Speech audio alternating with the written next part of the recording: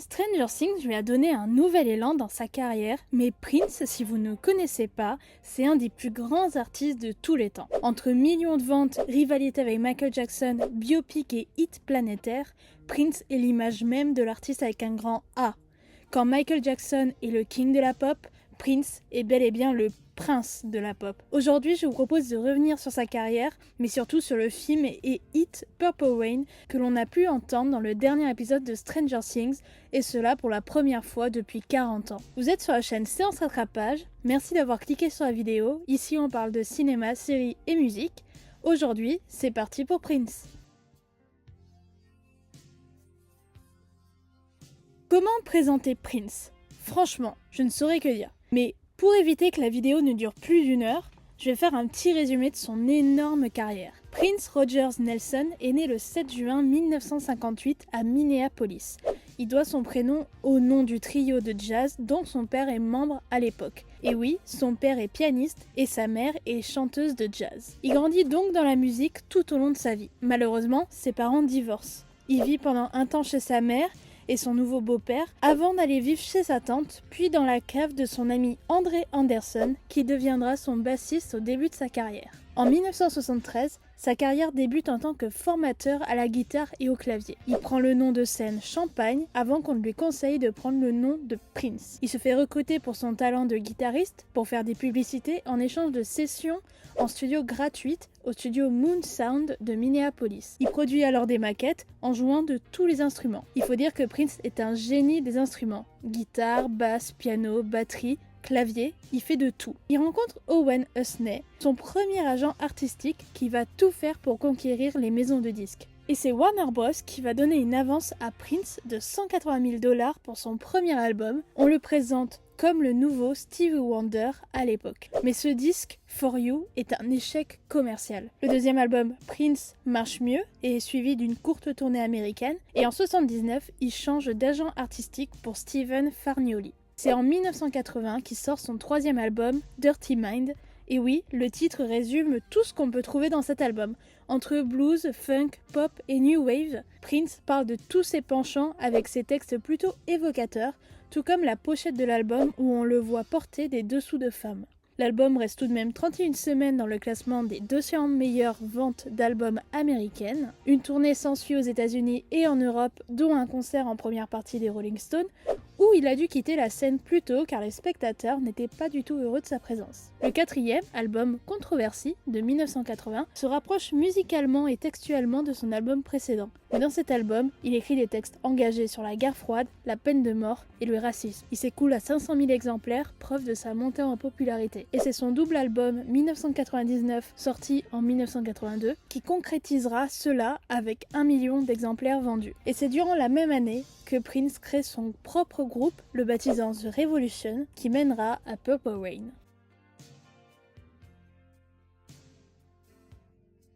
Pendant plusieurs mois, Prince écrit dans un carnet violet l'idée de faire un film autobiographique. Warner Bros rejette une première fois le projet mais reviendra sur sa position, permettant au film de voir le jour. Le film est rejeté par Hollywood, le film est produit par les propres managers de Prince et sera tourné à Minneapolis en novembre 1983. Il faut savoir que un mois après son album 1999, il y a un artiste qui va tout casser dans l'industrie musicale et je parle de Michael Jackson avec Thriller. Un bon coup pour Prince qui voudra le surpasser et ce sera le cas avec Purple Rain, un album accompagné de son film musical mettant en scène l'album. Tout à la fin du film, sur les dernières notes de Baby I'm a Star, Prince débarque sur scène avec un chapeau noir qui fait penser à Michael Jackson. On peut interpréter cela comme une petite provocation. Prince s'est investi énormément dans ce projet, étant présent sur le tournage de toutes les scènes, n'hésitant pas à refaire des prises jusqu'à être totalement satisfait. Il reprend tous les aspects de sa vie, dont le fait d'avoir vécu dans un sous-sol, ses collaborations avec le groupe The Time, et il se surnomme néanmoins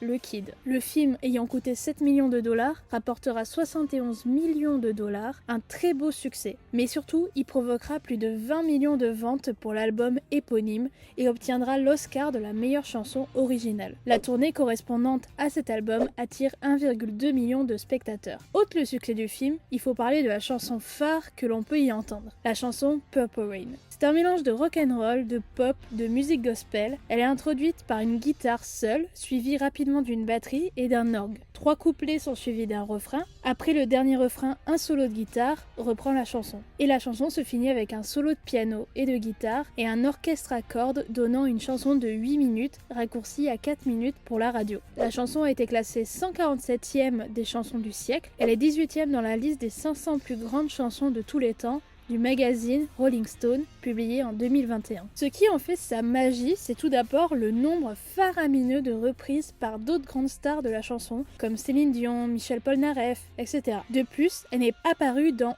aucun film ou série à part le film éponyme. C'est pour ça que les premières notes de guitare qui résonnent dans Stranger Things retournent Internet. Elle raconte l'histoire d'un amour qui s'éteint sous la pluie. Dans un sens plus sacré, la pluie mauve représente peut-être pour Prince la fin du temps, une apocalypse dans laquelle la pluie violette est le résultat de gouttes rouges sang se mêlant au bleu du ciel. Je n'ai jamais voulu te causer de chagrin, je n'ai jamais voulu te faire de mal, j'ai juste voulu une fois te voir rire, j'ai juste voulu te voir rire sous la pluie violette. C'est ainsi que la chanson résonne autant avec l'histoire du film, mais aussi de la fin de Stranger Things. Attention spoiler, la chanson est parfaite pour rendre hommage à l'histoire de Eleven et de Mike. Les paroles reflètent les pensées et l'amour que Mike éprouve. Il y a aussi tout ce parallèle avec le fait que les deux personnages se sont rencontrés sous la pluie, que la couleur préférée de Eleven soit le violet, et encore plus poussé, le violet est la liaison parfaite entre le bleu et le rouge, les deux couleurs principales de l'Upside Down. La chanson sert de compte à rebours pour l'explosion de l'Upside Down, qui montre réellement le bleu et le rouge se mélanger quand tout est détruit. C'était un choix parfait pour cette scène et cela la rend encore plus incroyable connaissant l'histoire de cette chanson et de sa quasi non-diffusion au cinéma ou à la télévision. La chanson est le titre de base de tous les concerts de Prince. Il l'a joué sur quasi chaque tournée depuis 1984, excepté la période où il a changé son nom de scène et par la même occasion évité de jouer ses plus vieux tubes durant quelques années, faute de son contrat avec Warner Bros. À la mi-temps du Super Bowl en 2007, la dernière chanson est Purple Rain. Elle a été interprétée pendant une forte pluie avec un stade éclairé en violet. La légende veut même qu'après la dernière envolée de guitare, la pluie ait cessé, mais ce n'est pas totalement vrai. Pour finir, c'est la dernière chanson que Prince ait jouée en live à Atlanta, une semaine avant sa mort. Je pourrais continuer à dire énormément de choses sur Prince, mais au lieu de faire une nouvelle chronologie de sa carrière, je préfère raconter quelques fun facts qui font de lui la personnalité la plus incontrôlable et indépendante de l'industrie musicale à cette époque. Il sort un nouveau film en duo avec son album Parade. Le film est tourné en Côte d'Azur en France. Il compose la bande-son du film Batman de Tim Burton. Il a également sorti un film faisant suite à Purple Rain, nommé Graffiti Bridge. Cela a été un énorme échec critique et commercial. Il se bat contre Warner Bros qui veulent à tout prix sortir un album best-of pour se faire encore plus d'argent sur son succès. Et à la sortie de son album Love Symbol, qui n'a pas été un grand succès, Prince réagit violemment, allant jusqu'à brûler un journal critiquant négativement l'album devant les caméras et annonce à Warner Bros qui ne compte plus éditer de nouvelles musiques pour eux. Engagé alors dans une longue bataille juridique avec la Warner pour la récupération et l'utilisation de ses œuvres, Prince se considéra pendant quelques années comme un esclave de l'industrie musicale en inscrivant au feutre le mot slave sur sa joue lors des apparitions en public. Il s'est donc battu pour récupérer ses droits musicaux et son nom. Comme quoi, Taylor Swift n'est pas la première. C'est pour cela qu'il changera de nom et ne jouera plus ses anciens titres pendant quelques temps, comme dit précédemment. Il a aussi été condamné à du plagiat pour sa chanson The Most Beautiful Girl in the World, qui copie à l'identique la chanson Taking Me to Paradise. Il a lancé son propre complexe musical. Il a distribué des CD de son dernier album à l'entrée de chacun de ses concerts en 2004, créant la surprise générale car le prix de l'album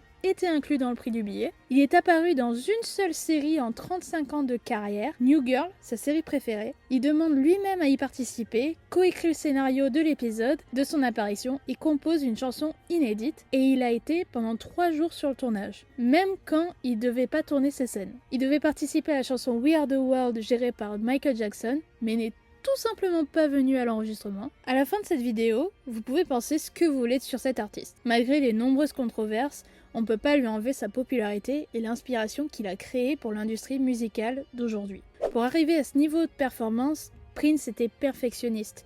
Il filmait tous ses concerts, puis revisionnait les bandes dans la nuit et décidait de ce qui était à modifier le lendemain. Il a enregistré la plupart de ses albums entièrement seul, en enregistrant chaque instrument l'un après l'autre. Prince aura sorti 44 albums, gagné 70 récompenses pour 135 nominations. Sa voix et son jeu de guitare sont reconnaissables entre 1000. Il meurt le 21 avril 2016 après avoir fait une overdose accidentelle de fentanyl, 7 jours après une autre overdose en sortant de scène.